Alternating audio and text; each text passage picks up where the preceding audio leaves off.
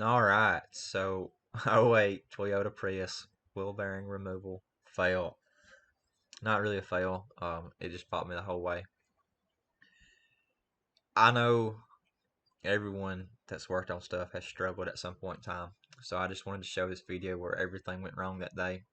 I had music playing in the background. I didn't realize, so I couldn't use the audio. This wheel bearing failed me, and it wasn't horrible. It's just aggravating. You're expecting a job to take an X amount of time, and it takes 3 times that amount of time. And every time you turn around, there's something fighting you a little bit. And I didn't get all the video footage of the removal. So we'll jump into it and I'll just explain what's going on and kind of the issues I faced. We removed the 21mm lug nuts. Now we've got the, I think it's 30 or 31mm axle nut off. And what we're going to try to do is remove this brake caliper assembly, bracket assembly, rotor, and we're actually going to take the lower ball joint loose from the knuckle so we can slide this axle out without doing a bunch of crazy stuff. Shortcuts are good as long as they don't compromise the job. So right there, we removed, I believe, two 17mm bolts holding the caliper bracket on. Like I said, we're removing the entire assembly together right after I drop our hanger. I don't see any reason to take them apart. So at this point in the video, everything's going great. Everything's going smooth. We're looking. Everything's nice and dandy. Right there, we're looking at our bolts holding our bearing assembly in. I believe they're 14s, and we can't get to them because the tone wheel guard.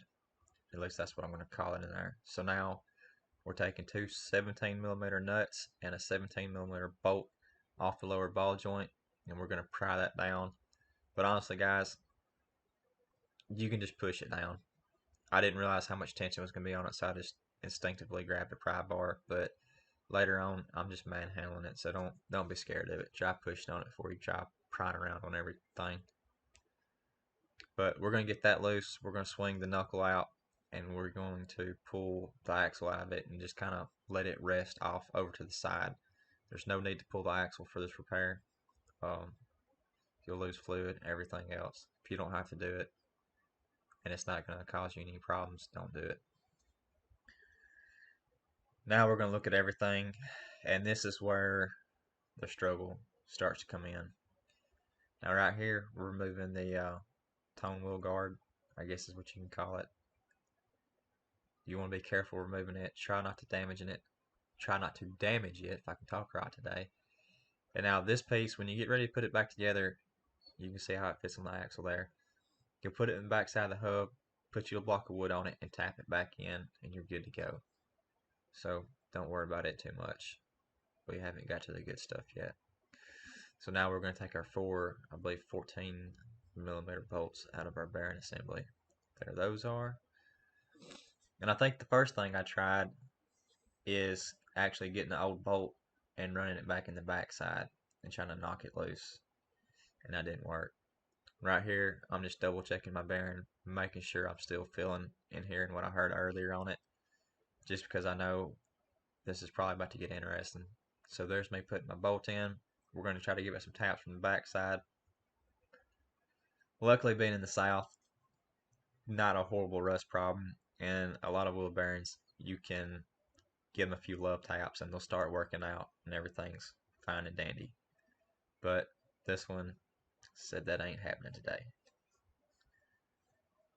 So get my air hammer, I believe, and we're going to try to massage this bearing assembly a little bit to see if we can get it to free up.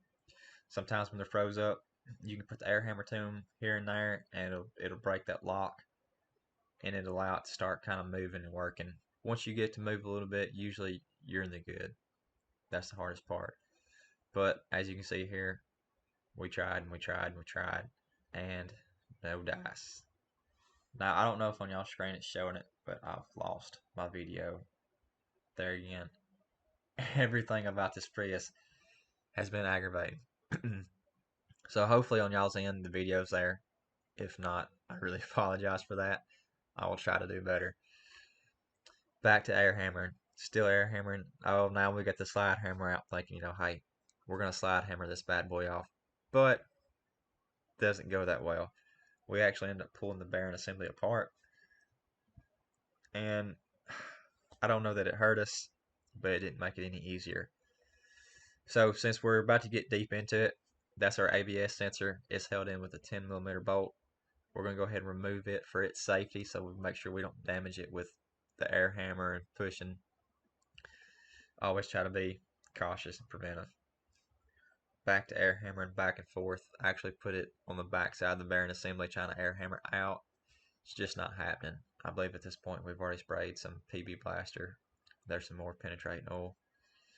You know, it gives you a little bit of hope. The oil doesn't always help, but when you spray it, you're like, hey, maybe this will be the one thing that'll actually get this thing moving. And it wasn't. So now we've got the torch out, and on this first go around, I'm just heating the bearing assembly up. I'm hoping that the heat will make it expand and contract, and that'll break the lock it's got from the corrosion. Sometimes it works for you. If you can get something to expand and contract a few times, it'll break that bond it's got between the rust or the corrosion, and it didn't work. So as you can see, I heated it up. We let it cool a little bit, come back in with the air hammer, hoping to work her loose. Didn't do any good for us. So now I believe we're gonna go back to torch and we're gonna start cutting it. Didn't get a very good video of this. Right there, I'm cutting a slot so I can put my air hammer to it without having to put it up near the hub or the knuckle assembly, because I don't want to damage the knuckle, obviously. But it didn't work, so I ended up going back and cutting the whole thing out, and I lost that last portion of the video, which sucks. But that's pretty much it. I don't know how good of a shot I got here. But anyways, just so you can see, everything doesn't go smooth, especially in the videos. A lot of times stuff gets cropped out.